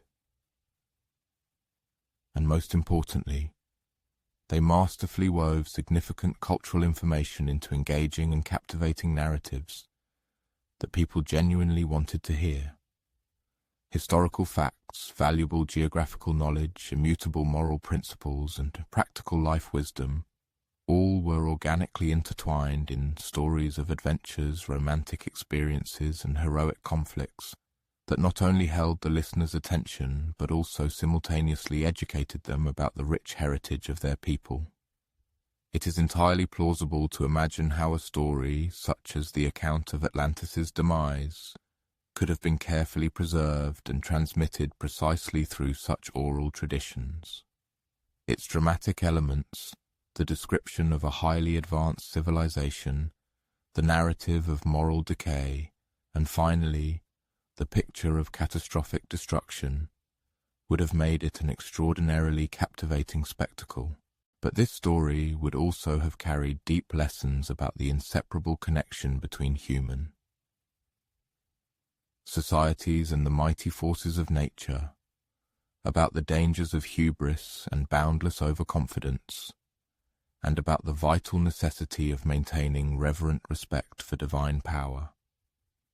Each time this story was told, it acquired slightly different nuances, being adapted to the specific audience and the pressing issues of the current moment. A storyteller performing before an assembly of merchants might emphasize the commercial aspects of Atlantean civilization. A bard entertaining warriors would likely focus on military details and strategies, and a performer at a religious festival might develop the moral and spiritual dimensions of this ancient tale. Over time, different versions of the same story could emerge and evolve. Each would retain unique aspects of the original narrative while reflecting the interests and values of the communities that sustained them. Some variants might remain closer to historical facts, while others likely took on a more mythological character, incorporating supernatural elements that made the narratives more thrilling but less literally accurate. The Greek tradition of preserving stories through oral performance gave rise to a kind of living library, which proved significantly more flexible and adaptive than any collection of written scrolls. These storytellers did not just mechanically memorize stories. They became the living embodiment of cultural memory, carrying within them the accumulated wisdom and invaluable experience of countless generations, passing it from one to another. One can imagine, while listening to one of these master storytellers, how he skillfully weaves together various threads of narrative, connecting the story of Atlantis with other tales of lost civilizations and divine retribution. He might begin with the familiar tale of the great island kingdom, but then smoothly transition to related stories, the account of Deucalion's flood, the destruction of legendary Troy, the wanderings of Odysseus through exotic and wondrous lands that perhaps no longer exist. What makes this storytelling tradition particularly relevant for a deep understanding of the Atlantis phenomenon is its ability to grapple with the subtle interplay between historical fact and narrative truth. Bards understood perfectly well that sometimes the most significant truths about human experience can only be conveyed through stories that, while perhaps not literally factual, were deeply accurate on an emotional and spiritual level. One can assume how a story like Atlantis might have functioned in this context. Regardless of whether this island kingdom existed exactly as Plato described it, the narrative itself carried important truths about the rise and fall of civilizations, about the inextricable link between human ambition and natural forces, and about how prosperity and power could corrupt even the most advanced and powerful societies. The storytellers who preserved such histories were not historians in the modern sense of the word, that is, people primarily concerned with factual accuracy and documentary evidence. Instead, they were a kind of cultural philosophers, using narrative to explore the deepest questions about human nature and complex social organization. Their stories were intended not only to entertain, but also to teach, not only to transmit information, but also to preserve accumulated wisdom. Within this tradition, the details of a story might change from one telling to another, yet its core meaning remained immutable. A storyteller might describe Atlantean ships with different types of sails, depending on whether he was performing for an audience of merchants or farmers. He might emphasize different aspects of Atlantean society, based on the political interests of his listeners. But the profound message about the impermanence of even the greatest human achievements would remain constant and undeniable. This remarkable flexibility allowed stories to retain their relevance across many generations and in the most diverse social contexts. A narrative that might initially have been a historical account of a Bronze Age maritime civilization could later transform into a deep philosophical reflection, perfectly suited for classical Athens, and then be retransformed into a didactic moral lesson, relevant for later audiences with different interests and values. The physical setting in which these storytelling performances took place also played a significant role. Most were held in domestic or public spaces, large halls, cozy courtyards, festive squares where the audience felt comfortable and relaxed. The storyteller created an intimate atmosphere that encouraged listeners to become emotionally invested in the narrative, to see themselves in the characters described, and to enter complex situations, experiencing them along with the heroes. Imagine yourself in such a setting as the storyteller reaches the climax of the Atlantis story, describing the great earthquake and subsequent flood that forever erased the island kingdom from the face of the earth. His voice drops to a whisper as he describes the final, fateful moments, how the waters of the sea slowly but inexorably rose over the beautiful terraces and fragrant gardens, how the last ships departed from the sinking towers. The audience, holding its breath, leans forward, completely engrossed in the drama, despite having heard similar stories many times before. The consequences of this devastating cataclysm also received equal attention in these oral presentations. The storyteller meticulously described the fate of the Atlantean survivors, their desperate struggle to find new homes, their selfless efforts to preserve their cultural traditions in foreign lands. These episodes deeply connected the ancient tale with the immediate life experience of the audience, many of whom might themselves have been descendants of migrants and refugees who had endured earlier conflicts and natural disasters. The tradition of storytelling, beyond its entertaining function, also served as a repository of technical and practical knowledge. Thus, descriptions of Atlantean ships might have included precise details of naval architecture and the subtleties of navigation methods, and tales dedicated to Atlantean agriculture often contained valuable information about irrigation systems and crop rotation principles. These stories, in essence, acted as informal textbooks, carefully preserving and transmitting from generation to generation not only cultural values but also essential practical skills. However, perhaps the most significant feature of oral tradition was the creation of a profound sense of continuity between the past and the present, between the majestic world of mythical heroes and gods and the mundane reality of the listeners. When the storyteller vividly described the bustling markets of Atlantis, the audience could easily relate these images to their own experience of commerce and trade. Similarly, when the story turned to Atlantean families facing the tragic loss of their homeland, listeners found resonance in their own understanding of forced displacement and the need for adaptation. It was this deep emotional connection that made the narrative so unforgettable, something dry, purely factual reports could not achieve. People remembered stories not only because of their captivating nature, but also because they were perceived as personally significant, helping listeners to make sense of their own lives and challenges within a broader, more comprehensive context. The Greek storytelling tradition also emphasized the collective nature of cultural memory.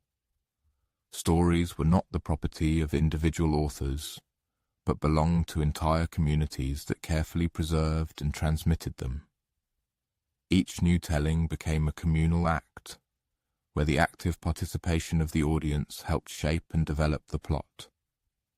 Through this collaborative process, stories evolved, adapting to changing circumstances, yet retaining their unchanging, profound essence. When written literature gradually replaced and eventually superseded oral tradition, something important happened. There were both gains and losses. Written documents allowed for much greater precision in recording details, but they lacked the flexibility and immediacy of live performance.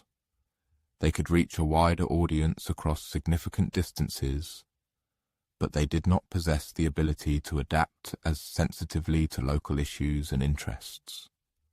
The transition from oral to written culture also fundamentally changed people's relationship with stories. Written accounts encouraged a more analytical, critical approach to narrative, whereas oral performance fostered deep emotional engagement and personal identification with characters and themes. Both approaches, of course, have their value, but they create entirely different types of relationships between stories and their audience. Understanding this rich tradition of storytelling helps explain why the narrative of Atlantis retains its compelling power across millennia. This story functions on several levels simultaneously. It appears as a historical testimony, as a philosophical reflection, as a moral lesson, and as captivating entertainment. It readily adapts to various cultural contexts, while retaining its fundamental ability to prompt people to ponder the interconnection between human achievements and the mighty forces of nature. As you prepare for sleep tonight, one might reflect on how stories continue to shape our understanding of the world, even in the modern era of digital communications and scientific analysis. Society still resorts to narrative to make sense of complex experiences, to preserve cultural values, and to explore questions for which there are no simple factual answers. And perhaps one might dream of those ancient storytellers, whose voices carry through the ages the wisdom and wonder of civilizations that existed long before ours, reminding us that some truths are too important to leave solely to historians. For some knowledge can only be preserved through the ancient art of storytelling, which helps us understand not only what happened, but what it all means. In this final shared journey through the lost world of Atlantis, the reader finds themselves not in ancient Egypt or classical Athens, but here, in our own time, in their own world, surrounded by the soft glow of electronic devices and the gentle hum of modern technology.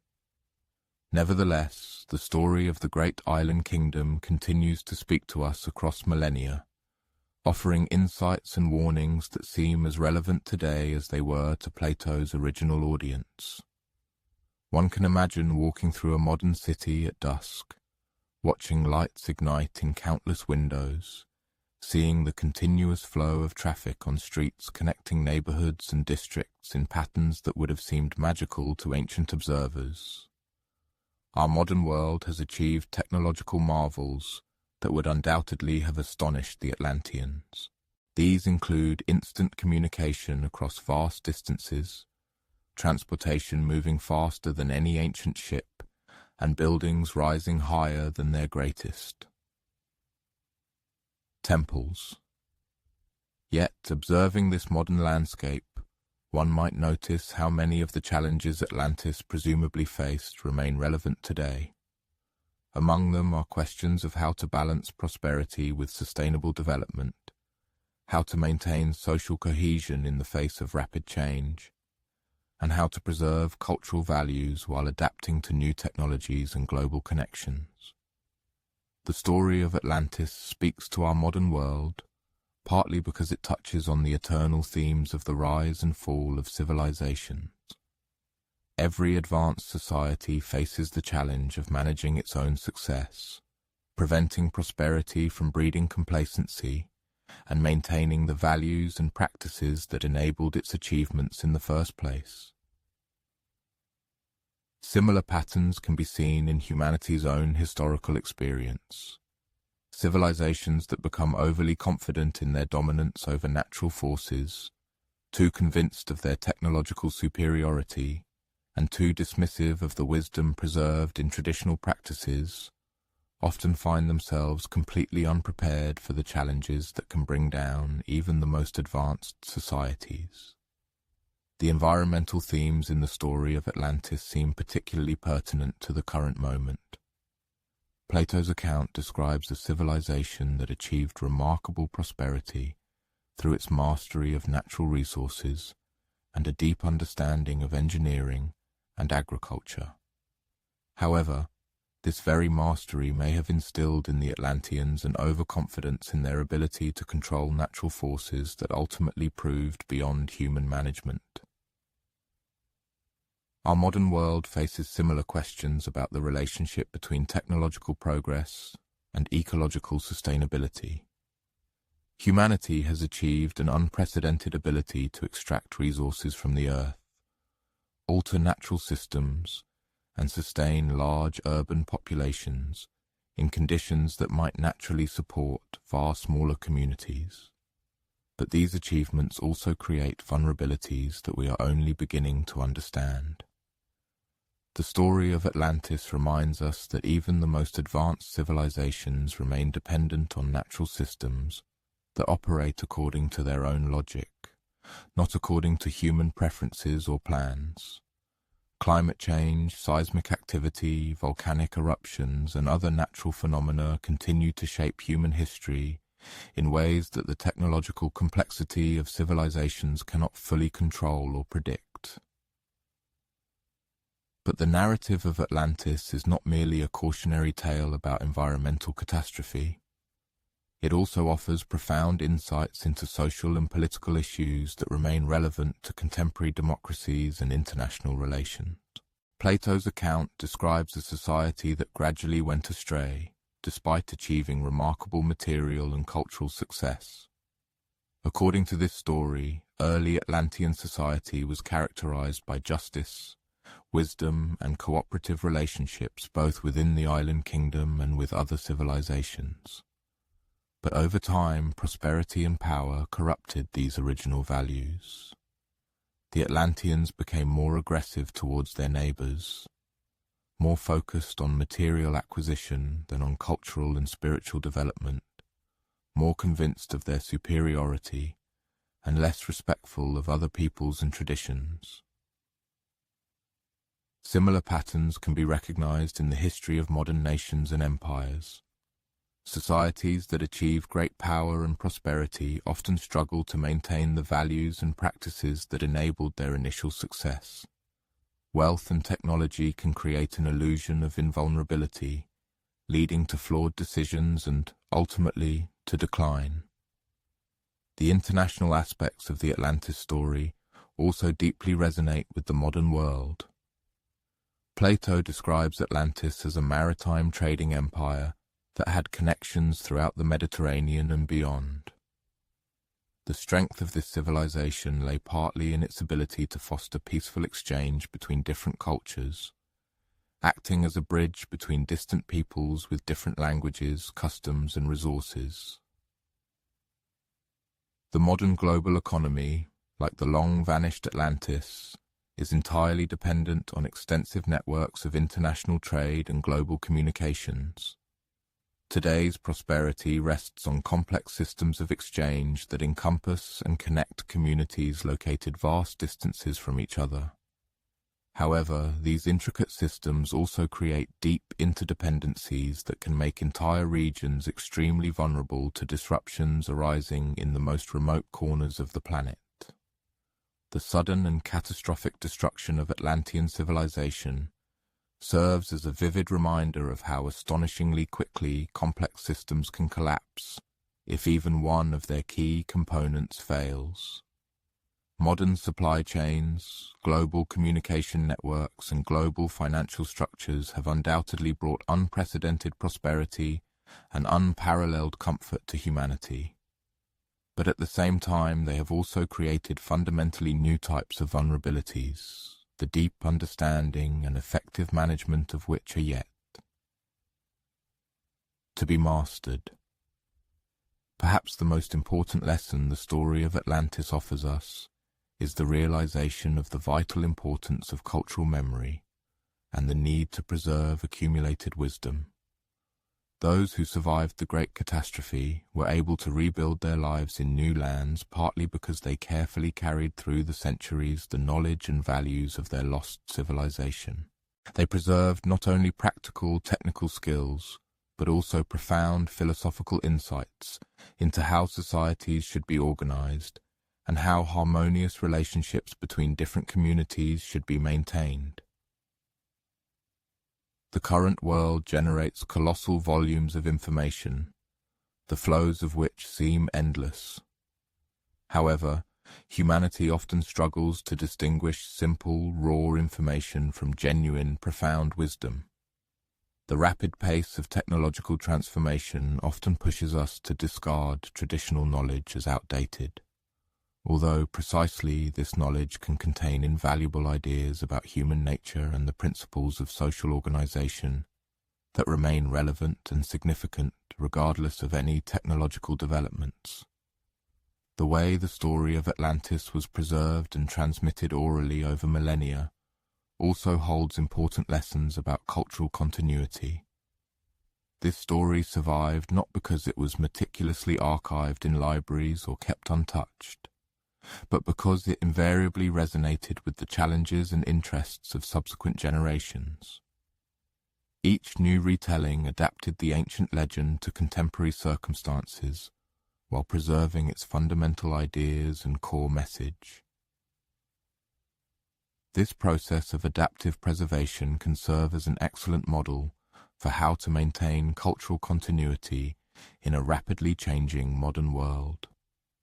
Instead of simply preserving old forms and practices in their immutable state, one could focus on identifying the deep-seated values and key ideas contained in traditional wisdom, and on finding entirely new ways to express and apply these timeless principles. The narrative of Atlantis also reminds us of the profound importance of humility in the face of forces beyond human control.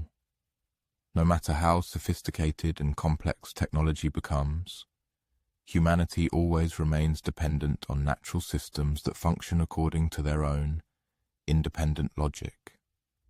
And no matter how powerful civilizations become, they will always be subject to changes and challenges that cannot be fully predicted or entirely controlled. However, this recognition does not demand a descent into pessimism or fatalism. On the contrary, it can foster a more thoughtful and conscious approach to development and progress, one that considers the long-term sustainability of all human achievements and emphasizes the vital importance of maintaining flexibility and resilience in the face of the inevitable uncertainties of the future. The story of Atlantis has inspired countless works of literature, art, and popular culture because it reflects something essential about the human experience of existing in advanced civilizations. People are simultaneously proud of their achievements and anxious about their longevity. They are confident in their abilities yet aware of their limitations, grateful for their prosperity yet concerned about its sustainability. These contradictions are not problems requiring immediate solutions. Rather, they are inherent aspects of the human condition that must be wisely managed. The story of Atlantis suggests that the key to managing them lies not in achieving absolute control over circumstances, but in maintaining the values and practices that allow for graceful and effective adaptation to constantly changing conditions. As you drift into sleep tonight, one might reflect on what aspects of modern civilization one would most wish to preserve if humanity, like the Atlanteans, were faced with the necessity of rebuilding its society in entirely new circumstances. What knowledge, values, and practices are so important that they should be passed on to future generations, regardless of what changes tomorrow may bring? And perhaps you will dream of the long journey taken together through the lost world of Atlantis, from the daily lives of its citizen, through the great catastrophe that ended their civilization, from the Egyptian priests who preserved their memory, through the Greek storytellers who maintained their wisdom. In this dream, one can see that the true treasure of Atlantis was never the gold and precious stones that adorned its buildings. The true treasure is the human knowledge and wisdom that survived destruction and continue to enrich our understanding of what it means to build and sustain civilizations worthy of the highest aspirations. The story of Atlantis endures because it reminds us that all people are, in their own way, citizens of fragile civilizations built on islands of human achievement, surrounded by boundless oceans of mystery and change. How to navigate these waters, how to preserve what is most valuable, and how to adapt to circumstances beyond control. These questions remain the most crucial challenges for human civilization, as relevant today as they were in Plato's Athens, as they were in the legendary halls of Atlantis itself. Good night, fellow travelers, and may your dreams safely guide you through the night to whatever new shores await us all in the morning light.